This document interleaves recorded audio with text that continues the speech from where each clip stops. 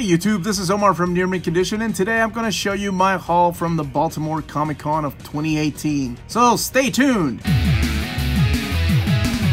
Okay, so one of my favorite things that I find at conventions are people that are just trying to liquidate their manga stuff because it doesn't sell and it takes up a lot of space. So I found a lot of these things for about $2, and then if you go back on the last day, you can always make them an offer. That's what I usually do. I'd go back and try to say, hey, will you take, you know, I don't know, $10 for 6 of them or something like that. And most of the time, most vendors, I know at least I do, I go ahead and take it. Whatever that offer is, means I don't have to carry the crap back to my car or back home. So sure, as long as it's not too insulting, let's do it. So I picked up some stuff for myself. Most of these things, however, are gifts. But I picked up some Naruto that I was missing. Yeah, these were about $2. And let's see here. Also some Bleach manga that I was missing. Just volumes. And actually, this series just wrapped up. And let's look through some of this art. Yeah, I believe volume 74 was the last one. And it just came out this week or last week. I have no idea who the hell some of these characters are. I stopped reading Bleach long ago. And according to the internet, most people stopped watching Bleach a long time ago, sadly. But, you know, I'm willing to ride it out all the way through the end. I finished out some shitty comic books before. I'm kind of stubborn like that. I also picked up One Piece 73. I think this one was $4 or $5. It wasn't $2 or anything crazy like that. What I did find for $1, though, were these Marmalade Boys. I've been wanting to check out this series, and it looks like they were bought at half-price books for $1.98. So I got volumes 1 through 7, and I know there's 8 volumes of these. But this is an anime that I watched a long time ago, many moons ago, back in the 90s, that I really enjoyed. And there was a Kickstarter recently, I think, to bring that anime over to America. So I'm really excited about that. I've never read this stuff. And it's definitely one of those shoujo manga, but that's cool. It's old school, so the art looks like it's from the 90s. But I'm okay with that. That's my kind of stuff. So yeah, I'm glad I picked that up. It was $1 each. Let's see. So then I also picked up some Air Gear. It's a good thing I write these things down because I can't ever remember off the top of my head. At least not anymore. I have way too many series that I'm trying to finish out. This is one of my favorite series that I remember reviewing many years ago for Vertical. And I'm sorry, not Vertical, Del Rey. And I believe Kodansha ended up with the rights to it. But I love O'Grade's artwork. It is super slick. It is super sexy. And I think that's probably the best way I can describe it. He's the guy that did the Tenjo Tenge series. But this is about rollerblading and gangs and just badassery. So this one's huge, though. I think it's like 30-something volumes, so I got a while to go. And also, Canon God Exion. This is done by Sonata, the guy that brought us Gunsmith Cats. And this is one of the early Dark Horse books. It is read left to right. And this is volume 3. This is one that I was missing. However, Dark Horse did not bother finishing the series. Right. Thanks, Dark Horse. So, oh well. At least I get to finish what English was published here in America. Let's see, I got to meet Dan Slott, got to meet a few creators, got my Mark Waid stuff signed. Like I said, these are for friends, and yeah, I bought some variants. I hardly ever buy comics, but these are not for me. And if you didn't know, my trip, I did end up bunking with my buddy Jess Bragg, the Omnidog himself, who gifted me a couple of things, including this awesome book that I read while waiting on him to get ready one day to go to the Baltimore Comic Con. It's a lot of fun, but back to this book. Yes, this is Joe Benitez, Lady Mechanica, and I know Joe Benitez from his days back at Weapon Zero at Top Cow Comics. And then he did some fill-in art for Justice League during the Dwayne McDuffie years. So I read half of this and I really dug it. He's a pretty decent writer, and this is like self-published, so it's pretty cool. This is the hardcover.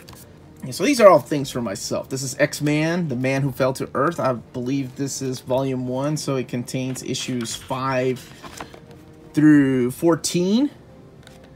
And then the crossover with Excalibur and the crossover with Cable. So this is a pretty big run. Unfortunately, they have not finished wrapping these up. They're still on hiatus. But who knows, with the Age of X-Man coming out next year, maybe we'll get some more of these. Lots of awesome Steve Skroce artwork in here. Hell yeah. He went on to become a storyboard artist. And every once in a while, he gets to come back and do some comic book stuff. Like, I think he did that We Stand Guard with Brian K. Vaughan. So, it's pretty cool to always see him come back and how much his art style has changed. Because back then, this was more of a, I guess, Joe Quesada kind of work. Oh, this is Roger Cruz. So, let's see. Here I picked up The Beast of the Black Hand. I kept my word to Ron Mars, and I went ahead and picked up this hardcover that was exclusive to his printing. This is Ominous Press. I have not read this yet, but he wrote it, signed it. Thank you, sir. Got to interview him on Omni Bros Live, and like I said, I told him I would go and buy this. This was $25 at the show. Really great guy to talk to. And, you know, I've always been a fan of his stuff. Loved his Green Lantern. Loved his Silver Surfer. So, I'm sure this stuff is amazing, too. Then I found some books that were $5 each or half off that I'm gifting to different people. So, I picked up a whole run of Spider-Man Worldwide in hardcover. They do have a little bit of the remainder mark. Well, 2 of them do. But, I mean, they were half off, so I couldn't complain. Super Sons, because I'm picking up the hardcover, the Batman trade paperback, Vision, because I have the hardcover. Like I said, all these are gifts. Batman, The Black Mask, or no, this is Black Mirror, I'm sorry, by Scott Snyder. Yeah, this is some great stuff. Now, this was out of print for a long time, and they brought it back into print. Not the hardcover, but the softcover. So I don't think the hardcover goes for anything anymore. Excalibur. Volume 1. I have these custom bound, so I never bothered buying these, but, you know. I did get to meet Mark Buckingham, who was the inker on Death, and signed that for Maddie. And there we go. Yeah, he got to ink some of that Chris Bachalo artwork. And it's funny because he became the lead artist on Fables, and his art on Fables looks so much like the art on the second miniseries of Death. And I got to meet one of the fangirls of Symbol, and Fariha sold me the 6th gun. Just wasn't for her. This is a series by Colin Bunn, and it is published by Oni Press. This is it's a huge book. It's bigger than my Absolutes because I have to keep it on my top shelf. The 5th volume just came out recently, but I really like these. These are really good. It's Western, zombies, and guns and guts and death. Yeah, this is my kind of jam. But she didn't dig it, and I can, you know, it's not for everybody, that's for sure. Speaking of not for everybody, my kids are huge into Pokemon, and I never was. But I found this box set for half off. So I was like, yeah, let's go ahead and get that for them.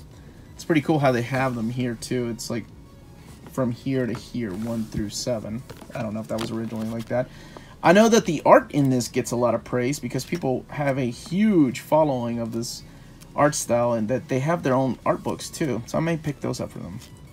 Can't believe I never got into Pokemon. I was never a Pokemon guy. I think maybe I was a little too old by the time this stuff came out.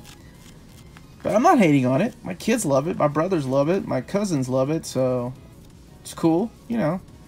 Capturing little monsters inside of a ball. I can get down with that. Yeah, I don't even know what I'm flipping through here. Is that Ash? I know nothing about the Pokemon games or manga for that matter. But what I do know about is Transformers, and my buddy Jess Bragg, the Omni Dog, is a huge vinyl collector, and that's what this is. This is the vinyl set. And he had this in the going to away pile. Jess, how can you give this away?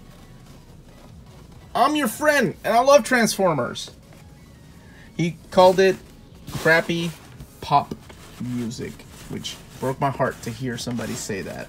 Because he thought he was buying the score, but this is the actual soundtrack. But let me just show you one of the vinyl discs. I'm not a big vinyl collector. That's all my wife. I don't think you can see it, but there is the Autobot symbol, and the other record has the Decepticon logo. Yeah, that's better. This is wonderful. This is the soundtrack of my youth, Jess. But it's gone to a good home because I heard it the other day. And I will keep listening to it. It's pretty interesting to listen to it in vinyl form, though, because I had the tape, the cassette tape, and then I had the CD, and now it's all digital. But it's interesting to listen to it like that. And I picked up one of the Q-Figs. This is Iron Man as a gift.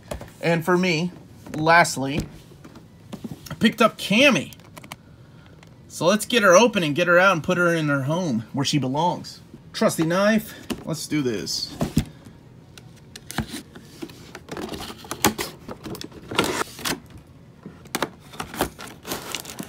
I love that they give you two different sets of stand decorations. The Street Fighter one, the logo, and then this one here, which I'll probably use that one.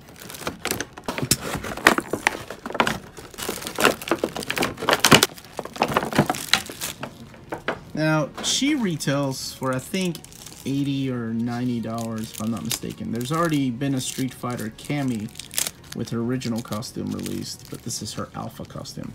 And then they also have a variant, the Capre, from the Alpha 3 series. But yeah, I ended up offering somebody $50 for it, and they took it. So, alright, so let's put her back in here, where she belongs with her rest of the Street Fighter sisters. Need to get the tall for something. Shelf is not fancy enough for these figures. And they just announced a Karen one.